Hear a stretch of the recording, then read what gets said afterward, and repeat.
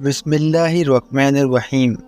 حافظ ابن کثیر اپنی کتاب البدایہ والنہایہ میں لکھا ہے کہ حضور صلی اللہ علیہ وسلم کے پاس ایک گدھا تھا جس پر بیٹھ کر آپ صلی اللہ علیہ وسلم سواری کیے تھے۔ اس وقت گدھے پر سواری کرنا کوئی برا نہیں سمجھا جاتا تھا۔ حضور صلی اللہ علیہ وسلم کے اس گدھے کا نام یعفور تھا۔ اس کی بڑی عجیب کہانی ہے۔ حدیث کی کتابوں میں لکھا ہے کہ جب خیبر کی جنگ ہوئی تو مال غنیمت کا سارا سامان حضور صلی اللہ علیہ وسلم کے پاس لایا گیا۔ اس میں یہ گدھا بھی تھا۔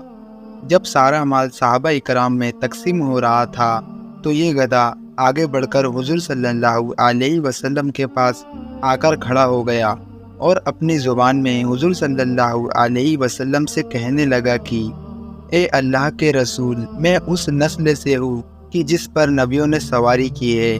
اب میں اپنی نسل میں سب سے آخری بچا ہوں اور آپ نبیوں میں سب سے آخری نبی ہے، اس لیے میں آپ سے سفارش کرتا ہوں کہ آپ مجھے اپنی سواری کے لیے قبول فرما لیجئے۔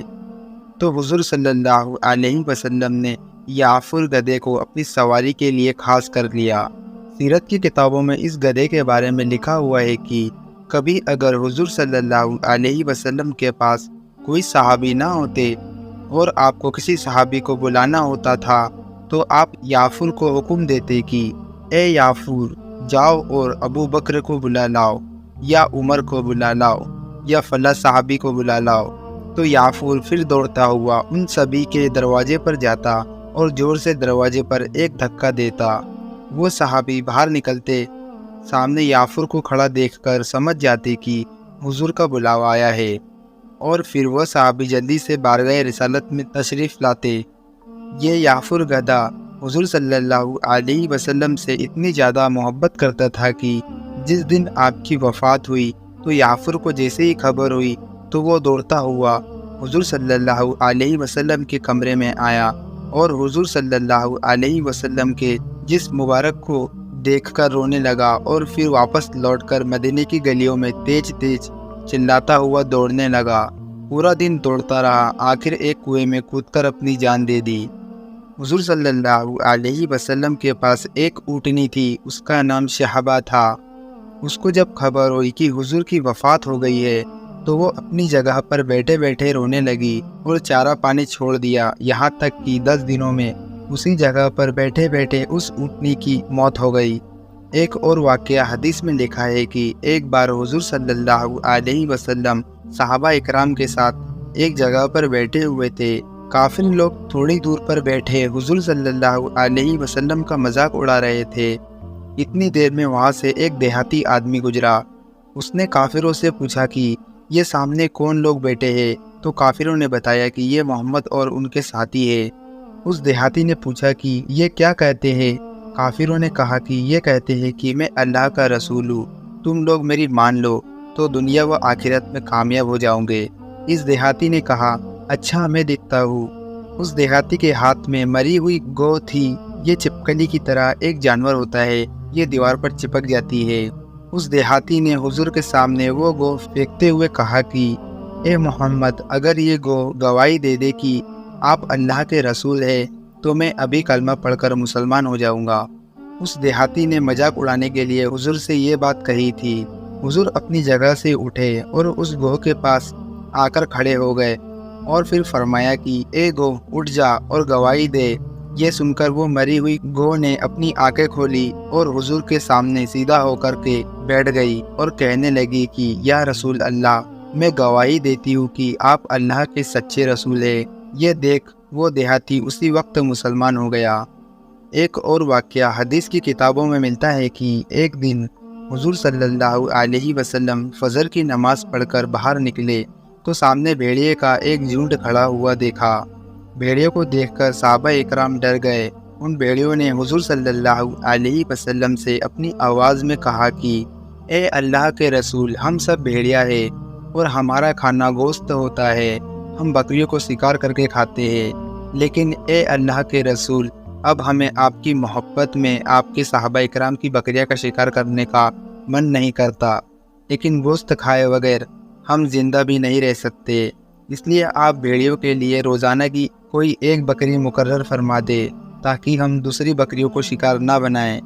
حضور صلی اللہ علیہ وسلم نے اس بارے میں صحابہ اکرام کو بتایا تو صحابہ اکرام نے جواب دیا کہ اے اللہ کے رسول، ہم اپنی پالی ہوئی بکریوں کو ان خونی بھیڑیوں کے حوالے کیسے کر سکتے ہیں؟ اس پر حضور صلی اللہ علیہ وسلم نے ان بھیڑیوں سے فرمایا کہ اے بھیڑیوں، تم بکریوں کو شکار نہیں کرنا چاہتے اور انہیں صحابہ کرام اپنی بکریاں دینا نہیں چاہتے، اس لیے اب یہ معاملہ تمہارے ہی حوالے ہے کہ جو بکری تمہارے ہاتھ لگے تم اسے اپنا کھانا بنا لینا، میں اس بارے میں کوئی فیصلہ نہیں کر سکتا۔ یہ سن کر وہ سارے بھیڑیا روتے ہوئے واپس چلے گئے۔ ابو داؤد شریف میں ایک روایت ہے کہ ایک بار حضور صلی اللہ علیہ وسلم ایک انصاری صحابی کے باغ میں ٹہلنے کے لیے گئے تو وہاں ایک اونٹ بندھا ہوا تھا۔ اس اونٹ نے جب حضور صلی اللہ علیہ وسلم کو باغ میں دیکھا تو اس نے حضور کو اپنے پاس بلایا اور رونے لگا۔ حضور صلی اللہ علیہ وسلم نے اس کے سر پر ہاتھ پھیرا تو اس اونٹ کے آنسو نہ رکے۔ پھر آپ نے پوچھا کہ اس اونٹ کا مالک کون ہے؟ تو ایک انصاری صحابی حاضر ہوئے، اے اللہ کے نبی، یہ میرا اونٹ ہے۔ حضور صلی اللہ علیہ وسلم نے فرمایا کہ تم اس بے زبان جانور کے بارے میں اللہ سے نہیں ڈرتے ہو؟ تمہیں اللہ نے اس اونٹ کا مالک بنایا ہے۔ یہ اونٹ مجھ سے شکایت کر رہا ہے کہ اسے دن بھر بھوکا رکھتے ہو اور کھانے کو بھی بہت کم چارہ دیتے ہو، لیکن اس سے کام بہت زیادہ لیتے ہو۔ ان صحابی نے کہا کہ اے اللہ کے نبی، آپ صحیح فرما رہے ہیں، مجھ سے یہ غلطی ضرور ہوتی ہے، لیکن آج سے میں اس کا پورا خیال رکھوں گا۔ اسی طرح حدیث کی مشہور کتاب مسند احمد کی تیسری جلد کے پیج نمبر 158 پر ایک حدیث لکھی ہوئی ہے کہ حضرت انس رضی اللہ تعالیٰ عنہ سے روایت ہے کہ ایک انصاری صحابی حضور صلی اللہ علیہ وسلم کے پاس آئے اور کہنے لگے کہ اے اللہ کے نبی، میرے سارے اونٹ پاگل ہو گئے ہیں اور میں نے انہیں قابو میں کرنے کے لیے بہت کوشش کی لیکن ناکام رہا۔ کچھ اور لوگوں نے آ کر میرا ساتھ دیا لیکن ان کو اونٹوں نے ان سبھی کو زخمی کر دیا۔ جو بھی ان اونٹوں کے پاس جاتا ہے تو اسے مارنے دوڑتے ہیں۔ میں اپنی ساری کھیتی اور باغوں کی سینچائی انہی اونٹوں کے ذریعے کرتا ہوں، لیکن اب وہ سارے اونٹ پاگل ہو گئے ہیں تو میرے باغ اور کھیت سب سوکھتے جا رہے ہیں۔ اس لیے میں نے ان سارے اونٹوں کو اپنے ایک باڑے میں بند کر دیا ہے اور وہ اندر باڑے میں بہت زیادہ دوڑ رہے ہیں اور چلا رہے ہیں۔ اب میں کیا کروں؟ تو حضور صلی اللہ علیہ وسلم نے اپنے صحابہ اکرام سے کہا کہ چلو ان کے گھر چلتے ہیں، اور پھر حضور صلی اللہ علیہ وسلم نے ان صحابی کے باڑے کے پاس پہنچے جن کے اندر اونٹ بند تھے۔ حضور نے ان صحابی سے کہا کہ مجھے اونٹوں کی رسیاں دو، میں ان اونٹوں کو باندھ کر آتا ہوں۔ وہ صحابی کہنے لگے کہ اے اللہ کے رسول، ایسا نہ کرے، ہمیں ڈر ہے کہ وہ اونٹ آپ کو کوئی نقصان پہنچا سکتے ہیں۔ حضور صلی اللہ علیہ وسلم نے فرمایا کہ تم پریشان نہ ہو، تم لوگ باہر ہی رہنا اور مجھے رسیاں دو، میں انہیں باندھ کر آتا ہوں۔ اور پھر حضور صلی اللہ علیہ وسلم ان رسیوں کو لے کر باڑے میں داخل ہوئے اور دروازہ اندر سے بند کر لیا۔ اونٹوں نے جیسے ہی اندر کسی آدمی کو آتا دیکھا تو وہ دور سے ہی تیزی سے اسے مارنے کے لیے دوڑے، لیکن جب پاس آ کر اونٹوں کی نظر حضور صلی اللہ علیہ وسلم پر پڑی اور دیکھا کہ یہ تو اللہ کے نبی محمد صلی اللہ علیہ وسلم ہیں، تو سارے اونٹوں نے حضور کے قدموں پر اپنا سر رکھ دیا۔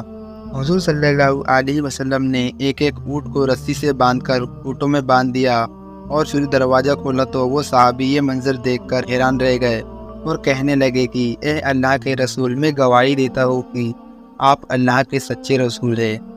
دوستو، اسی طرح کی ویڈیو کے لیے ہمارے چینل کو سبسکرائب کریں اور بیل آئیکن کو پریس کریں۔